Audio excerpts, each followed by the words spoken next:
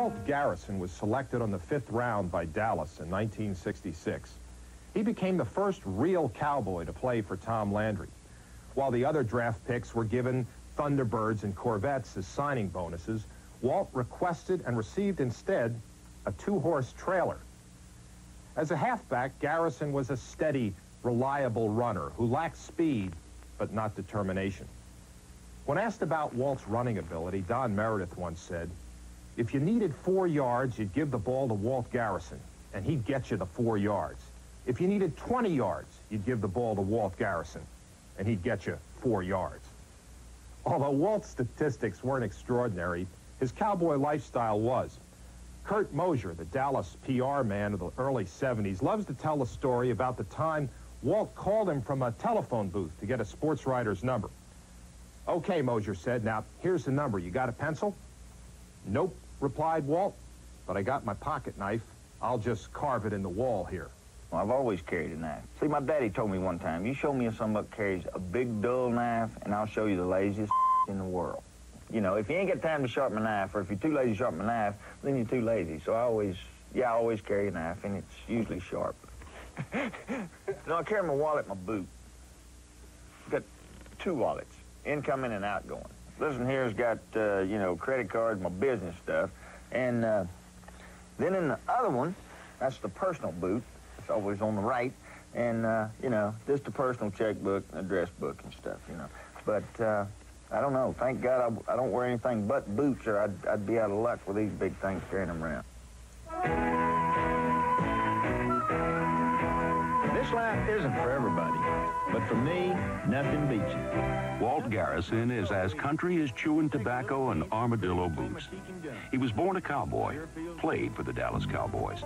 And like the song says, all his heroes were cowboys. And there was guys like Mahan and Jim Shoulders and Casey Tibbs. Those guys were my heroes growing up in high school and college because I wanted to rodeo.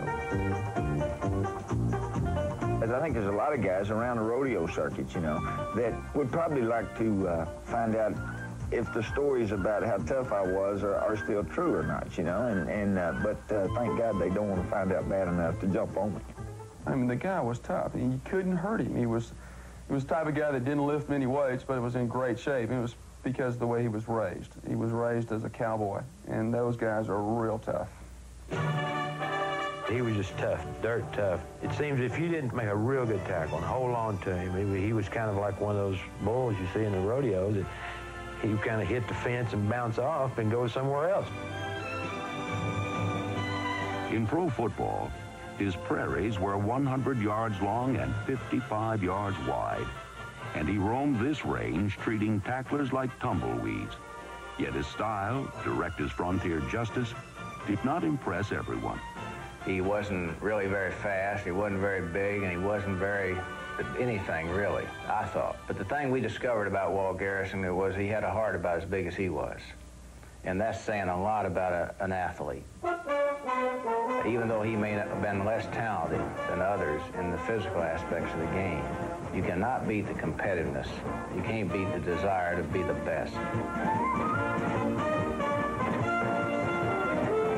He gained almost 4,000 yards and scored 30 touchdowns in 9 seasons. But statistics were not the measure of this man. Walt Garrison was 10 gallons of toughness in a cowboy helmet.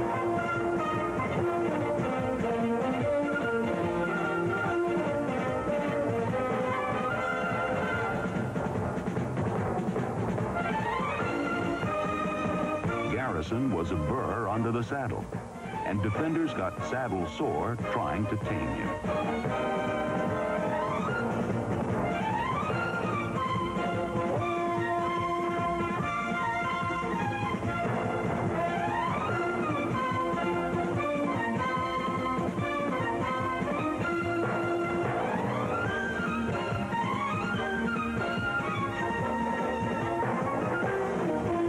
Hog-tied, bulldogged, and pistol-whipped.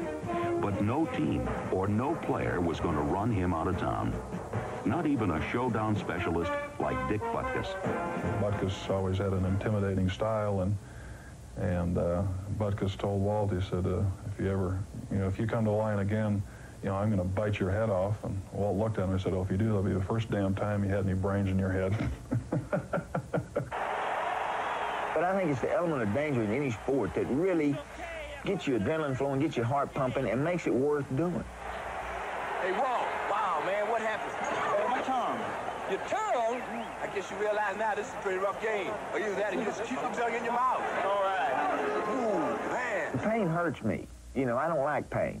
But they say that they define, you know, a threshold of pain. Some people's is low, some is high, you know, and evidently mine is high. And he would never come out of a football game. He was tough, he was durable. In the 49er game, which he played, he had a fractured clavicle. His knee was bad. The doctor had to pull him off the field to get him off the field. Walt never gave up. There's no way a guy should have played. His ankle was swollen and he could hardly walk. He went out there and played, and that's the type of player he was. He was a guy that just never gave up. Garrison played with a broken collarbone, and it was fractured all the way through. He played the whole game, and I don't know if any of you all have ever had a broken collarbone, but it's very painful, especially when you're getting hit on it. When you think back about Walt Garrison, you think, you know, they really did chisel him out of iron or out of mesquite wood or something, because he was tough as a nail. Don Meredith nicknamed Walt Little Puddin' because he said he's just so cute, he looked like a little pudding. Little Puddin' favored simple pleasures. His hands were rarely idle, usually busied by his two favorite pastimes, whittling and dipping snuff. Habits that this cowboy took to extremes. Walt had spasms in his back, and he was in the whirlpool, and he brought a snorkel. He couldn't get enough of his back in there, and so he had a snorkel he brought for about a month up to the training room, and we'd go in there and we'd look over in the whirlpool, and there was a snorkel, and he'd come up and give us that Walt Garrison smile, you know, which had that snuff. He was dipping snuff underwater with a snorkel in his mouth, and I said, man, anybody that do that's got to be dedicated. I teamed up with a guy named David Dickerson. Brainy Dave, we call him. He busted beer bottles on his head. I used to put lighter fluid in my mouth. We could go into a bar, and I'd have a mouthful of lighter fluid and strike a match and look like a dragon. You know, you shoot this stuff out about this far, and then Dickerson would bust, you know, a couple of beer bottles on his head. And that was a neat trick. You know, we was real, you know, they used to call us to do parties and stuff, you know, because we were big time. He was brimming up with anecdotes and limericks and jokes and stories and songs, and at the drop of a hat, he'd be reciting poetry, and he was hilarious. I took Charlie Waters over there one night to Rustlers, and he was asking Bear Creek, you know, well, can you lay on the floor and spit on the ceiling? And the ceiling's like 11 foot over at Rustlers in Spear Joint. And he said, yeah. And so, you know, he laid down on the floor and spit on the ceiling, you know, and I mean, everybody was clapping. It's like his, you know, it was a great deal. It's like somebody clearing 19, 20 foot in a pole vault, you know. I mean, here's a guy who spit 12 foot, 11 foot on the ceiling, on his back. Walt Garrison was a hard-case football player who had a hearty sense of humor. He put in an honest day's work for an honest day's pay. He was a man who grabbed life by the horns.